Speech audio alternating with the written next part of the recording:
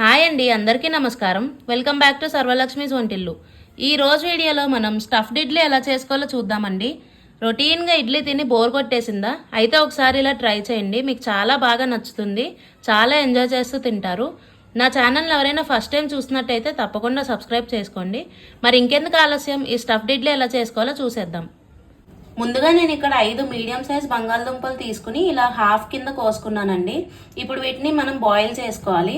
Boil చేసుకోవడానికి సరిపడా water పోసుకుందాం. ఇప్పుడు గిన్నెని కుక్కర్లో పెట్టేసి 3 to 4 విజిల్స్ వచ్చేదాకా ఉడికించుకోవాలి.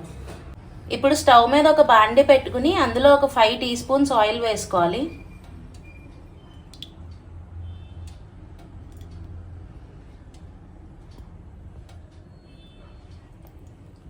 ఇప్పుడు ఇందులో సన్నగా తరుక్కున్న 4 మీడియం సైజ్ ఉల్లిపాయలు వేసుకోవాలి.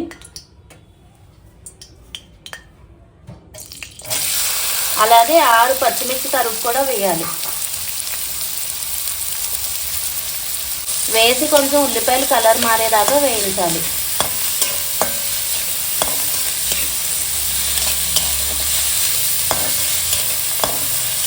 ఉల్లిపాయలు ఇలా కొంచెం కలర్ మారాయండి, కాస్త ట్రాన్స్పరెంట్ అయ్యాయి. ఇప్పుడు ఇందులో సన్నగా తరుక్కున్న 5 మీడియం సైజు టమాటాలు తరుగు వేయాలి. వేసి బాగా వేయించుకోవాలి.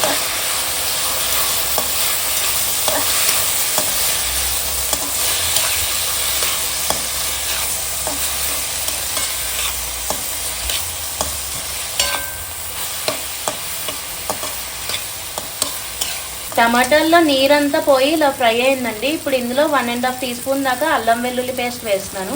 నేను ఇంట్లో ఫ్రెష్గా గ్రైండ్ చేసుకున్నానండి, మీరు స్టోర్ నుంచి తెచ్చింది కూడా వేసుకోవచ్చు. ఇప్పుడు ఈ అల్లం వెల్లుల్లి పేస్ట్ పచ్చివాసన పోయేదాకా మనం ఫ్రై చేసుకోవాలి.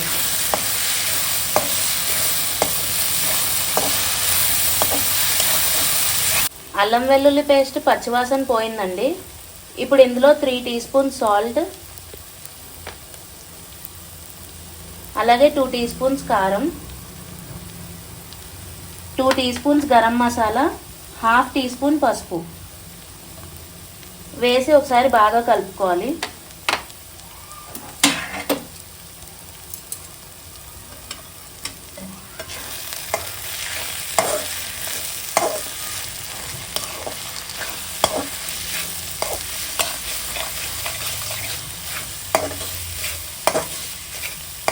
ఒక 1 మినిట్ పాటు ఫ్రై అవనిద్దామండి. ఇలా ఈ మసాలాల్లోంచి ఆయిల్ అంతా సపరేట్ అవుతుండగా మనం బాయిల్ చేసి పెట్టుకున్నాం కదండి ఆలు, దాన్ని స్కిన్ పీల్ చేసేసుకుని మ్యాష్ చేసి తీసుకున్నాను, అది ఇందులో యాడ్ చేసుకుందాం.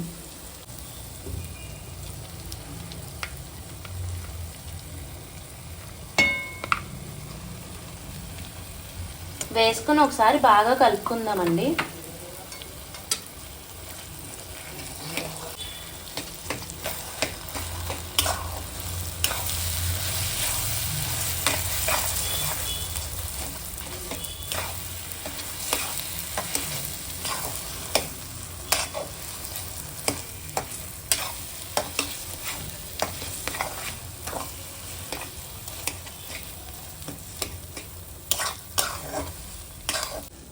ఇలా బాగా కలుపుకున్నాక కొద్దిగా కొత్తిమీర, కొద్దిగా కరివేపాకు యాడ్ చేసుకుందాం అండి. ఒకసారి కలిపేసుకుని స్టఫింగ్ని ఒక ప్లేట్లోకి తీసేసుకుందాము. కొద్దిగా చల్లారాక అప్పుడు మిగతా ప్రొసీజర్ చేయాలి. ఇప్పుడు ఈ స్టఫింగ్ కొద్దిగా చల్లారిందండి. ఇప్పుడు మనం వీటిని కొంచెం కొంచెంగా తీసుకుని చిన్న సైజ్ పాలకోవా బిళ్ళల్లా చేసుకోవాలి.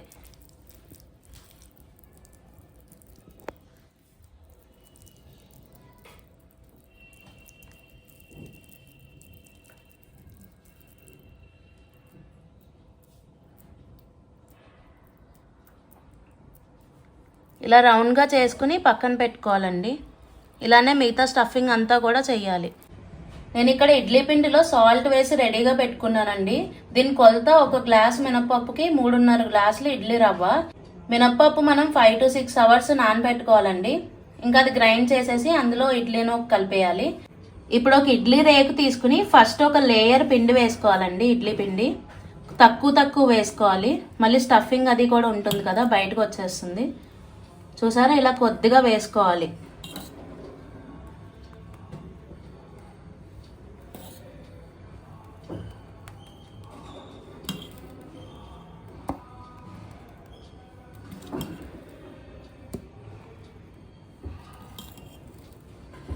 ఇలా ఫస్ట్ లేయర్ వేసాక ఇప్పుడు మనం రెడీ చేసుకున్న స్టఫింగ్ ఉంది కదా, అది పిండి లేయర్ మీద పెట్టాలి.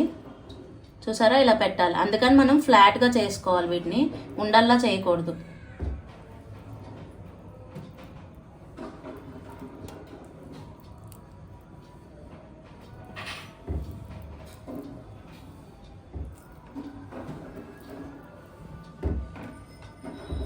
ఇలా పెట్టేసుకున్నాక ఇప్పుడు ఈ స్టఫింగ్ అంతా కవర్ అయ్యేలాగా ఇంకొక లేయర్ ఇడ్లీ పిండి వేసుకోవాలండి. ఈ స్టఫింగ్ని బాగా కవర్ చేయాలండి, లేదంటే స్టఫింగ్ మొత్తం బయటకు వచ్చేస్తుంది. అందుకని ఇడ్లీ పిండితో బాగా కవర్ చేయాలి.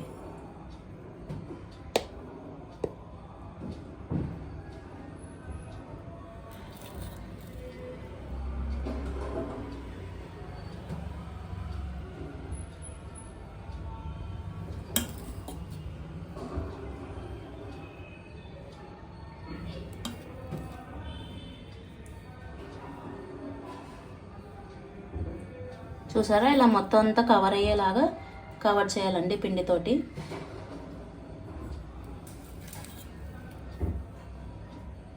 ఇప్పుడు ఇలా చేసిన తర్వాత ఇడ్లీ స్టాండ్లో అడుగున కొన్ని నీళ్ళు పోసుకోవాలండి. పోసుకుని ఈ రేకుని ఇడ్లీ స్టాండ్లో పెట్టేయాలి. ఇప్పుడు దీని మీద మూత వేసేద్దామండి ఇడ్లీ స్టాండ్ది. ముందర మనం హై ఫ్లేమ్లో పెట్టాలండి. ఒక 2 నిమిషాల తర్వాత మీడియం ఫ్లేమ్లో పెట్టి ఉడికించుకోవాలి. ఇడ్లీ ఉడికిందో లేదో ఒకసారి చెక్ చేద్దామండి. అంటుకోకుండా వస్తే ఉడికిపోయినట్టే. చూసారా, క్లీన్గానే వచ్చింది. ఇంకా స్టవ్ ఆఫ్ చేసుకోవచ్చు. ఇడ్లీ రేకులోంచి ఇడ్లీలన్నీ ఇలా తీసుకున్నానండి. ఇప్పుడు స్టవ్ మీద ఒక పెనం పెట్టుకుని ఫస్ట్ కొంచెం నెయ్యి వేసుకోవాలి.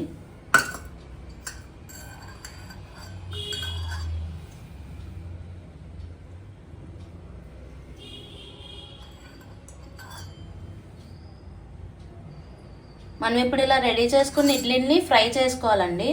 ఇప్పుడు ఒక్కోటిగా వేసుకుందాం పెనం మీద. మీరు నార్మల్ దోశ పెనం ఉంటుంది కదా, దాని మీద కూడా చేసుకోవచ్చండి. నెయ్యి వేసుకుని ఫ్రై చేసేసుకుంటే ఎక్స్ట్రా టేస్ట్ యాడ్ అవుతుంది వీటికి.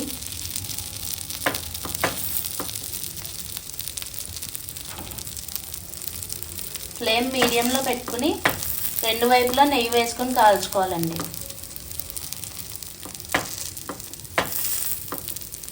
ఇప్పుడు ఇంకో వైపు కూడా టర్న్ చేసుకుని కాల్చుకుందామండి.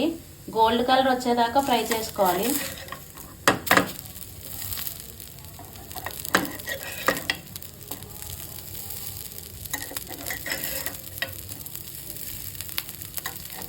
చూసారా, ఇలా చక్కటి గోల్డ్ కలర్ రావాలి. ఇప్పుడు ఇటుపక్క కూడా మనం నెయ్యి వేసుకుందామండి, రెండో వైపు టర్న్ చేసుకున్నాక.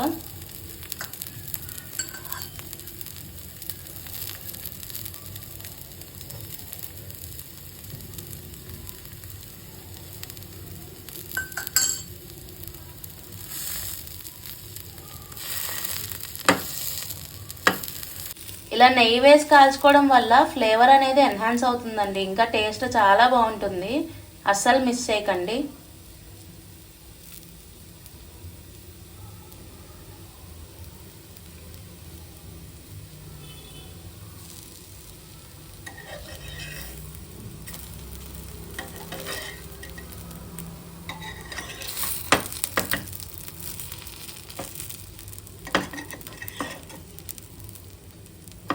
చూసారా, ఇలా 2 వైపులా గోల్డ్ కలర్ వచ్చింది కదా.